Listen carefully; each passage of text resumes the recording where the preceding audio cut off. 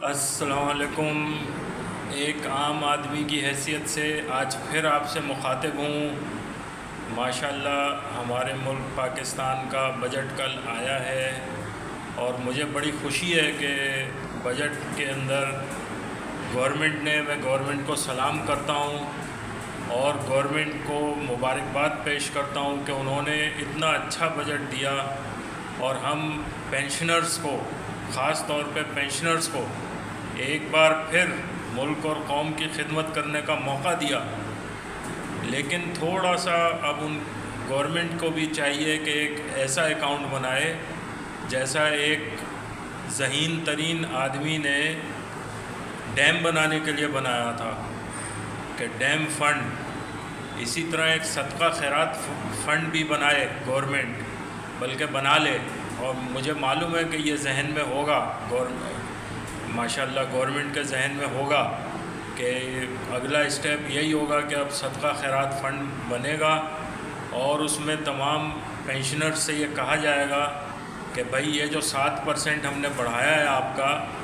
یعنی پینشن کے اوپر، وہ اب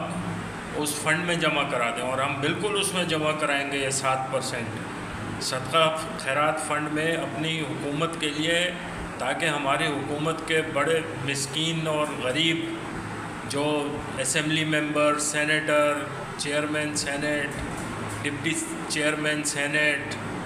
ان کے جو ہماری خدمت اتنی کر رہے ہیں ملک اور قوم کی، بغیر کسی لالچ اور بغیر کسی پیسوں کے، ان کا بھی ظاہر ہے چولہا چلنا چاہیے، ان کے بھی گھر میں کھانا پکنا چاہیے۔ تو یہ صدقہ خیرات فنڈ بالکل کھولیں، ہم بالکل تیار ہیں، ہم پینشنرز، کہ ہمارا جو یہ 7% بڑھایا گیا ہے وہ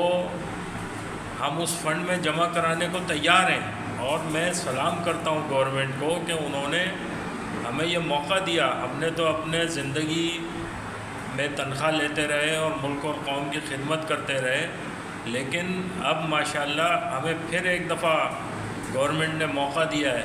کہ ہم 7% بڑھا دیا ہے، اور یہ موقع ہمیں مل گیا ہے کہ ہم صدقہ خیرات فنڈ میں وہ 7% ڈالیں۔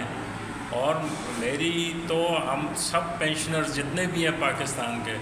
سب یہ 7% اس میں ڈالیں گے۔ آپ فکر ہی نہیں کریں، حکومت فکر ہی نہیں کرے، بس صرف ہمیں اکاؤنٹ نمبر بتا دیں صدقہ اور خیرات فنڈ کا،